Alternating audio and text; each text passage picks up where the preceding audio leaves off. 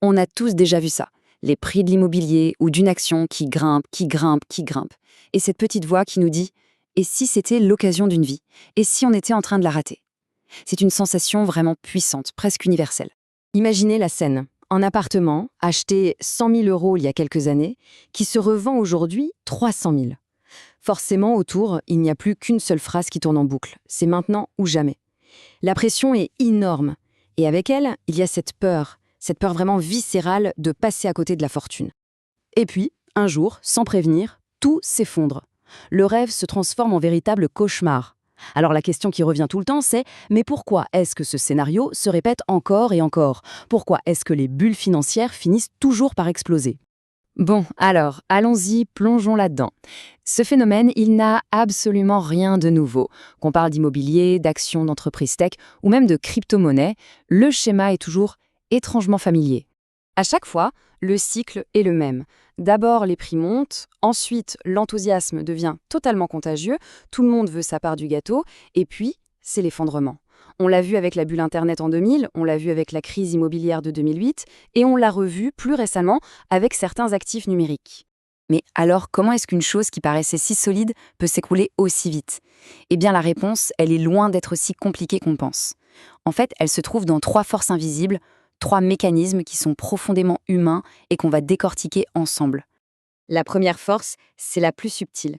C'est elle qui lance la machine. Tout commence par une sorte de déconnexion, une déconnexion progressive avec la réalité. C'est l'illusion de la valeur. Là, il y a un changement de mentalité qui est radical. Au départ, on achète un bien pour ce qu'il est, pour son utilité, un logement pour y vivre, une action pour ses dividendes. Et puis, tout doucement, la question change. On ne se demande plus est-ce que ce bien est utile, mais on se demande est-ce que son prix va continuer de monter. Et voilà. La valeur réelle est complètement remplacée par une valeur imaginaire, une valeur qui n'est basée que sur l'espoir que demain, quelqu'un d'autre l'achètera encore plus cher. C'est un peu comme ce fameux jeu de chaises musicales, tout le monde danse, persuadé que la musique, elle, ne va jamais s'arrêter. Alors, une fois que cette illusion est bien en place, une deuxième force débarque et vient tout accélérer de manière exponentielle. C'est l'effet de masse. On connaît bien cet acronyme, FOMO, la Fear of Missing Out. La peur de rater quelque chose. C'est une pulsion humaine extrêmement puissante. Le simple fait de voir d'autres personnes gagner de l'argent facilement, rapidement, ça crée un sentiment d'urgence qui est presque irrésistible. Et là, un véritable cercle vicieux, ou plutôt une spirale, se met en place. La hausse des prix attire de nouvelles personnes. Cet afflux massif de nouveaux acheteurs fait monter les prix encore plus haut. Et à ce stade, c'est fini. La logique individuelle est complètement balayée par l'émotion collective. Le marché ne réfléchit plus, il ressent. Mais le problème, c'est qu'une construction qui est basée uniquement sur l'émotion est, par nature, incroyablement instable. Et ça nous amène à la troisième et dernière force, celle qui garantit que la fête ne durera pas éternellement, le point de rupture. Une bulle, c'est fragile. Terriblement fragile. Il suffit de presque rien pour la percer.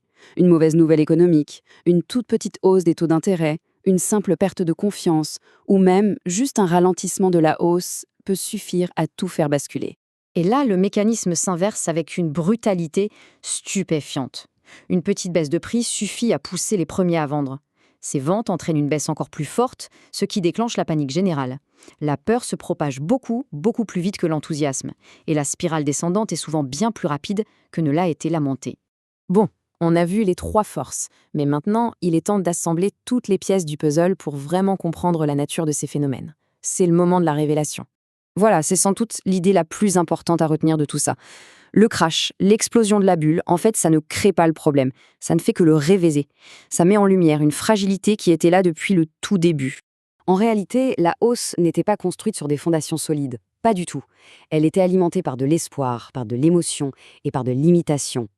Une fois que la confiance, qui est le véritable carburant de la bulle, une fois qu'elle disparaît, eh bien, la structure entière s'effondre. C'est inévitable. Au final, les bulles financières, ce ne sont pas des accidents techniques ou des anomalies de marché complexes. Non, elles sont le pur reflet du comportement humain. Notre tendance à surestimer les opportunités, à suivre bêtement la foule, à oublier la réalité et finalement à paniquer au pire moment possible. Et tant que ces traits humains existeront, les bulles continueront d'apparaître et d'exploser. La vraie question, ce n'est donc pas de savoir s'il y aura une prochaine bulle, mais plutôt de savoir si l'on se trouvera à l'intérieur ou à l'extérieur quand elle éclatera.